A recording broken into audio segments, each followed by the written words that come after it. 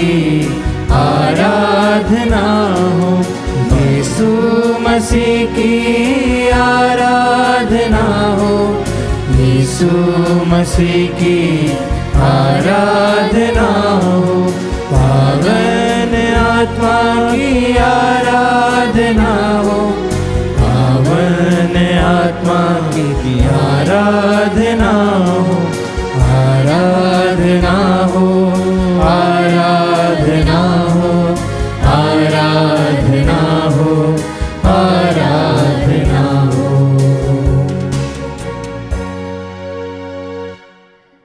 परम पवित्र संस्कार में उपस्थित प्यारे प्रभु यीशु की आराधना स्तुति एवं महिमा होवे।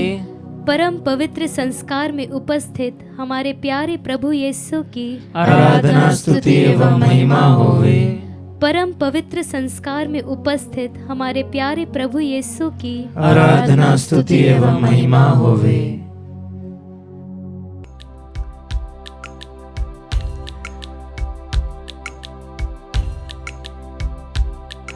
Hallelujah, hallelujah, hallelujah, hallelujah, hallelujah, hallelujah, hallelujah, hallelujah. पूरी खुशी से कहिए हालेलुया। हालेलुया। ईश्वर को धन्यवाद, ईश्वर को धन्यवाद, ईश्वर को धन्यवाद, ईश्वर को धन्यवाद, पूरी शक्ति से धन्यवाद देते हुए कहिए ईश्वर को धन्यवाद, ईश्वर को धन्यवाद, ईश्वर को धन्यवाद, ईश्वर को धन्यवाद। Hallelujah, hallelujah, hallelujah, hallelujah, hallelujah. Hallelujah. आइए इस समय अपने आप को ईश्वर के चरणों में समर्पित करें, अपने पूरे जीवन को इस समय ईश्वर के चरणों में समर्पित करें। आज ईश्वर हमसे कहता है कि मेरे बेटी, मेरे बेटे, मैंने तुम्हें चुना है, मैंने तुम्हें चुना है कि तुम तुम्हारे जीवन से, तुम तुम्हारे आचरण से, तुम तुम्हारे रहने के ढंग से मेरी स्तुति करो, मेरी आराधना करो। आइए आज हम ईश्वर की ओर अपना ध्यान एकत्र करें, उससे पूछे कि हे ईश्वर, तूने मुझे इस दुनिया में क्यों लाया है, इस दुनिया में मेरा क्या मकसद है। आज जितने भी लोग इस नित्य आराधना को देख रहे हैं, आप सबको ईश्वर ने कुछ कारण से इस दुनिया में भेजा है, कुछ मकसद से इस दुनिया में भेजा है। आपके आचरण से, आपके जीवन से आप ईश्वर की स्तुति करें और लोगों का जीवन बदलें। आज ईश्वर आपसे कहता है, तुम मेरे बेटों, मैं तुम्हें चुनता हूँ, मैं तुम्हें ज्योति से, उस ज्योति से जो मेरी ज्योति है उससे आलोकित करता हूँ कि तुम मेरा वचन, मेरा रहन सहन, मेरा आचरण लोगों में फैलाओ। आइए इस समय पवित्र आत्मा से प्रार्थना करें, ईश्वर से प्रार्थना करें कि जिस प्रकार उसने इस पृथ्वी पर अपना जीवन बताया, उससे धन्यवाद दें कि उसने हमें चुना है। एफेसियों के नाम संत पौलुस का पत्र अध्याय 5 वाक्य संख्या 14 में वचन कहता है, ज्योति जिसे आलोकित करती है वह स्वयं ज्योति बन जाता है। इसलिए कहा गया है, नींद से जागो, मृतकों में से जी उठो। आज ईश्वर हमसे कहता है कि मैंने जो ज्योति तुम पर आलोकित की है, तुम उससे, मेरी ज्योति से तुम खुद एक ज्योति बन गए हो। इसलिए जो योजना मैंने तुम्हारे लिए दी है, इसलिए जो ज्योति मैंने तुम्हारे लिए दी है, उसे पहचानो। अगर तुम नींद में हो तो जाग उठो। अगर तुमने अभी तक उस ज्योति को नहीं पहचाना है, अगर तुमने अभी तक उस मकसद को नहीं पहचाना है, आज ईश्वर से प्रार्थना करें कि ए ईश्वर, तेरी योजना मेरे जीवन में जो भी है, जिस ज्योति से तूने मुझे चुना है, वह ज्योति मुझ में भी आ सके। आइए इस वचन को हम दोहराते हुए कहें, ज्योति जिसे आलोकित करती है, ज्योति जिसे आलोकित करती है, ज्योति जिसे आलोकित करती है, ज्योति जिसे आलोकित करती है, वह स्वयं ज्योति बन जाता है, वह स्वयं ज्योति बन जाता है। इसलिए कहा गया है, इसलिए कहा गया है, नींद से जागो, नींद से जागो, नींद से जागो, नींद से जागो, मृतकों में से जी उठो, मृतकों में से जी उठो, मृतकों में से जी उठो। मृतकों में से जी उठो। आइए इस सुंदर वचन में अपने जीवन की योजनाओं को ईश्वर के चरणों में रखें अभी आपका या तो बुरा समय चल रहा है या तो अच्छा समय चल रहा है, उन सब योजनाओं को इस समय समर्पित करें और ईश्वर को उसकी ज्योति से हमें भरने के लिए इस समय प्रार्थना करें इस नित्य आराधना में। आइए इस वचन को हम गाते हुए ईश्वर की स्तुति करें। ज्योति जिसे आलोकित करती है, गाइए। ज्योति जिसे आलोकित करती है, ज्योति जिसे आलोकित करती है, ज्योति जिसे आलोकित करती है, वह स्वयं ज्योति बन जाता है, वह स्वयं ज्योति बन जाता है। पूरे विश्वास से, वह स्वयं ज्योति बन जाता है।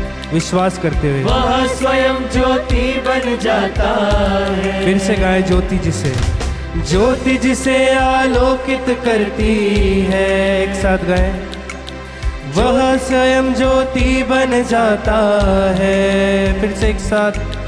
ज्योति जिसे आलोकित करती है, वह स्वयं ज्योति बन जाता है। इसीलिए नींद से जागो मृतकों में से जी उठो। गाइए। नींद से जागो मृतकों में से जी उठो, नींद से जागो मृतकों में से जी उठो। एक साथ। नींद से जागो मृतकों में से जी उठो, जी उठो। गाइए। जी उठो, जी उठो। ज्योति, ज्योति जिसे आलोकित करती है, वह स्वयं ज्योति बन जाता है। ज्योति जिसे आलोकित करती है, विश्वास के साथ। वह स्वयं ज्योति बन जाता है। इसीलिए नींद से जागो मृतकों में से जी उठो, जी उठो, जी उठो। इसीलिए नींद से जागो मृतकों में से जी उठो, जी उठो, जी उठो। हाथों को उठाते हुए। ज्योति जिसे आलोकित करती है, वह स्वयं ज्योति बन जाता है। विश्वास के साथ। ज्योति जिसे आलोकित करती, उस ज्योति को स्वीकारते हुए, हाथों को उठाते हुए, वह स्वयं ज्योति बन जाता है। दोनों हाथों को उठाते हुए। नींद से जागो मृतकों में से जी उठो, विश्वास से। जी उठो, जी उठो। इसीलिए नींद से जागो मृतकों में से जी उठो, जी उठो, जी उठो। नींद से जागो मृतकों में से जी उठो, जी उठो, जी उठो। गाते जाए। नींद से जागो मृतकों में से जी उठो, जी उठो, ओ जी उठो। नींद से जागो मृतकों में से जी उठो, जी उठो, जी उठो। Hallelujah, hallelujah, hallelujah, hallelujah, hallelujah, hallelujah, hallelujah, hallelujah, hallelujah, hallelujah. गाते जाएं। Hallelujah, hallelujah, hallelujah, hallelujah, hallelujah. गाते जाएं।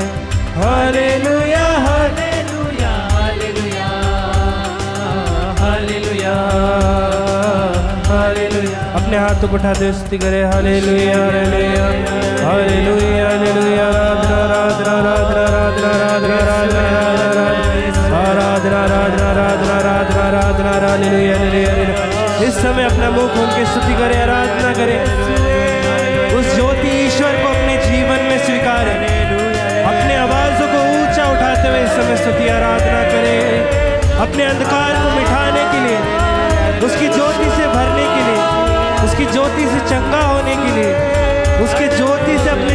के कष्टों को मिटाने के लिए इस समय अपनी आवाज को ऊंचा उठाते हुए इस ज्योति को स्वीकार करते हुए स्तुति आराधना करें। Hallelujah hallelujah hallelujah. यीशु ज्योति मेरे जीवन में आ, यीशु की ज्योति मेरे जीवन में आ, यीशु की ज्योति अंधकार को मिटा। Hallelujah hallelujah hallelujah hallelujah hallelujah. अपने हाथों को उठाते हुए स्तुति करें, आराधना करें। Hallelujah hallelujah hallelujah hallelujah hallelujah hallelujah hallelujah. आराधना आराधना आराधना आराधना आराधना आराधना आराधना आराधना आराधना आराधना आराधना। Hallelujah hallelujah.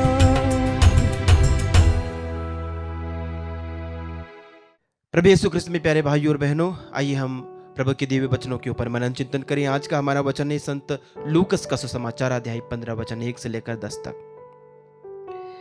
यीशु का उपदेश सुनने के लिए नाकेदार और पापी उनके पास आया करते थे। फरीसी और शास्त्री यह कहकर भुनभुनाते थे, यह मनुष्य पापियों का स्वागत करता है। इस पर यीशु ने उनसे कहा, यदि तुम्हारे 100 भेड़ें हो और उनमें एक भी भटक जाए, तो तुम लोगों में कौन ऐसा होगा जो 99 भेड़ों को निर्जन प्रदेश में छोड़कर न जाए और उस भटकी हुई को तब तक न खोजता रहे जब तक उसे ना पाए। पाने पर वह आनंदित होकर उसे अपने कंधों पर रख लेता है और घर आकर अपने मित्रों और पड़ोसियों को बुलाता है और उनसे कहता है, मेरे साथ आनंद मनाओ, क्योंकि मैंने अपनी भटकी हुई भेड़ को पा लिया है। मैं तुमसे कहता हूं, इसी प्रकार 99 धर्मियों की अपेक्षा जिन्हें पश्चाताप की आवश्यकता नहीं है, एक पश्चातापी पापी के लिए स्वर्ग में अधिक आनंद मनाया जाएगा। प्रभु का पवित्र सुसमाचार। हे ख्रिस्त तेरी स्तुति हो। प्यारे विश्वासियों, प्रभु का सुसमाचार सुनने के लिए, उनके वचनों को सुनने के लिए, उनका उपदेश सुनने के लिए नाकेदार और पापी उनके पास आया करते थे। यह आज के वचन की शुरुआत है, क्योंकि उन्हें प्रभु के वचनों की भूख थी, उन्हें उद्धार की भूख थी, उन्हें मुक्ति की तलाश थी, उन्हें अपने जीवन में एक मकसद, एक अर्थ की तलाश थी, उन्हें सच्चे सुकून की जरूरत थी और उन्होंने उस सुकून को, उस शांति को, उस आनंद को प्रभु के वचनों में पाया, प्रभु यीशु के वचनों में पाया। बुराइयों को छोड़कर वे उनके पास आए, अपनी बुरी जिंदगी को पीछे छोड़कर वे उनके पास आए। तेरे साथियों, जब ये लोग प्रभु के पास आए, जब इन्होंने प्रभु की वाणी को सुना, प्रभु की वाणी इनके हृदय के अंदर गई, और जैसा कि इब्रानियों 4:12 में हम पढ़ते हैं कि प्रभु का वचन एक दुधारी तलवार की तरह है, वो हमारे अंतरतम तक जाता है और हमारे अंतरतम के, हमारे हृदय को भेद करके हमारे अंतरतम के भेद प्रकट करता है। वैसे प्रभु का वचन दुधारी तलवार की तरह उनके ज़हन में उतर गया, उनकी आत्मा में उतर गया और उनको बदल दिया। वे जो पापी थे, वे जो घृणित थे, समाज ने जिन्हें ठुकरा दिया था, समाज जिन्हें तुच्छ समझता था, प्रभु ने उनका उद्धार किया। वे प्रभु के मित्र बन गए, वे प्रभु के दोस्त बन गए और प्रभु उनके साथ भोजन करने जाते हैं। हालेलुया। प्रभु उनके साथ भोजन करने जाते हैं। प्यारे साथियों, जब प्रभु उनके साथ भोजन करते हैं तो जो लोग अपने आप को धर्मी मानते थे, हालांकि वो धर्मी थे या नहीं, प्रभु ही जानते हैं। प्रभु ने उनकी धार्मिकता को कई बार चुनौती दी है, उनके पाखंड को प्रभु ने कई बार चुनौती दी, लेकिन ये लोग दूसरों के ऊपर उंगली उठाते थे। ये इन नाकेदारों और फरीसियों के ऊपर उंगली उठाते हैं। मेरे साथियों, प्रभु उनकी आंखें खोलने के लिए बहुत सुंदर दृष्टांत सुनाते हैं, भटकी हुई भेड़ का दृष्टांत। और ये भटकी हुई भेड़ कोई भी हो सकता है, कोई भी विश्वासी ये भटकी हुई भेड़ हो सकता है। इस भेड़ से क्या गलती हुई, ये भेड़ क्यों भटक गई, हम मनन चिंतन करें। इस भटकी हुई भेड़ के ऊपर। मेरे साथियों, भेड़ भटक गई। आप लोगों ने भेड़ों को देखा होगा, भेड़ें झुंड में होती हैं, एक ग्रुप में होती है, एक समुदाय में होती है, एक समूह में होती है, और वे अपने चरवाहे के पीछे पीछे चलती है। चरवाहा उनके आगे चलता है, भेड़ें उनके पीछे पीछे चलती है। जब एक भेड़ भटकती है तो उसके पीछे कुछ कारण हो सकते हैं। पहला कारण अट्रैक्शन, आकर्षण।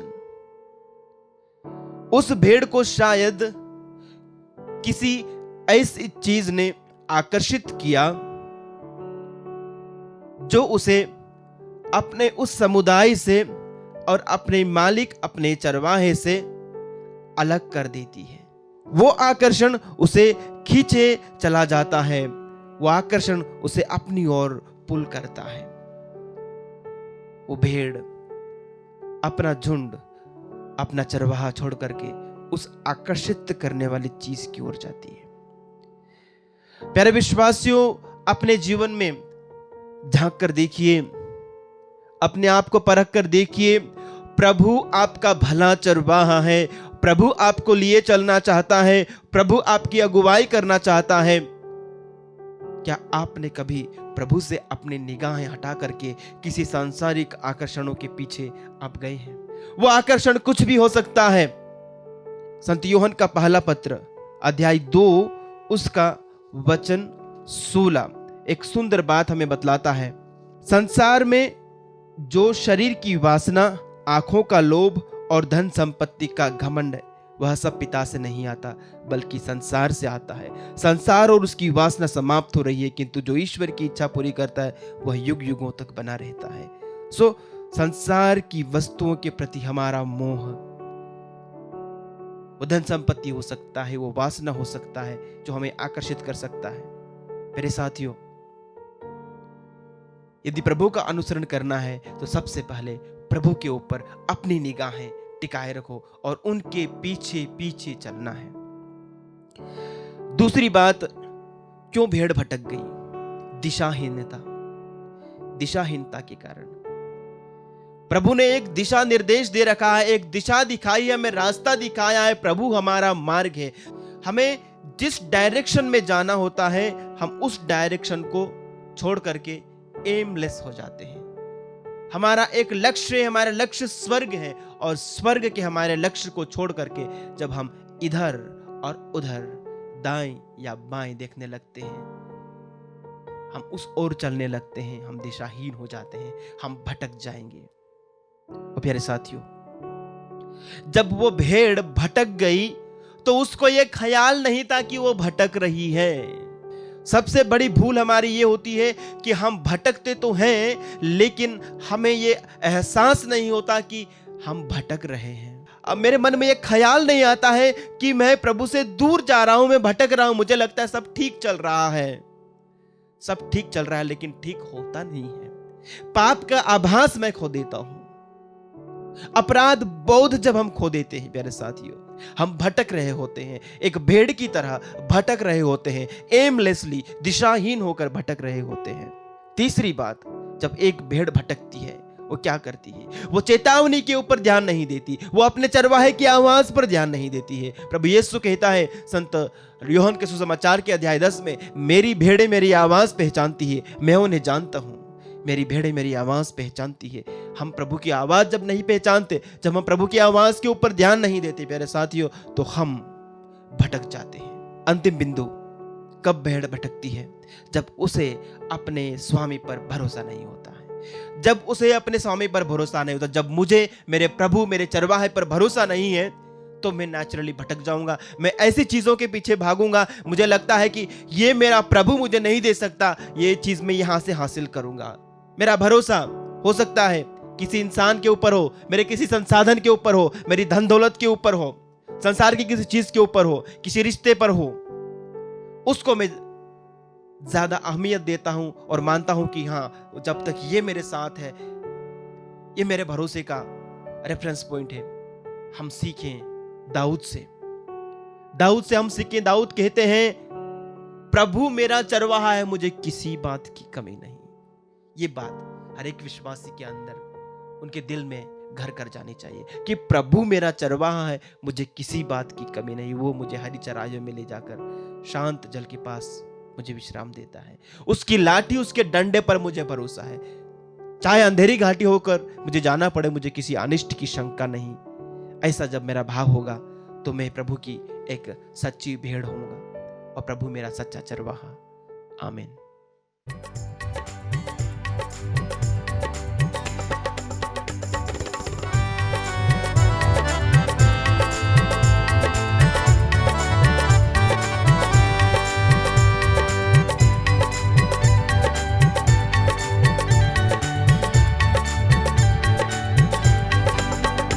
यीशु आजा,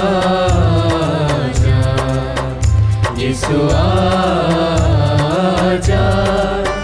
यीशु आजा, यीशु आजा। जीवन दाता जीवन देने आजा, मुक्ति दाता मुक्ति देने आजा, जीवन दाता जीवन देने आजा, मुक्ति दाता मुक्ति देने आजा। यीशु आजा, यीशु आजा, यीशु आजा, यीशु आजा। क्रिस्त में प्यारे विश्वासी भाई और बहनों, प्रभु यीशु कहते हैं, जब तुम मुझे पुकारोगे और मुझसे प्रार्थना करोगे तो मैं तुम्हें उत्तर दूंगा। वही प्रभु संत यूहन्ना के सुसमाचार अध्याय 10 वचन संख्या 10 में कहते हैं, चोर केवल चुराने, मारने और नष्ट करने आता है, मैं इसलिए आया हूँ कि वे जीवन प्राप्त करे, बल्कि परिपूर्ण जीवन प्राप्त करे। हमारा प्रभु, हमारा ईश्वर ईसा मसीह नासरी अपने आप को इस छोटे से रोटी के रूप में परिवर्तित करते हुए हमें नया जीवन देने आया है।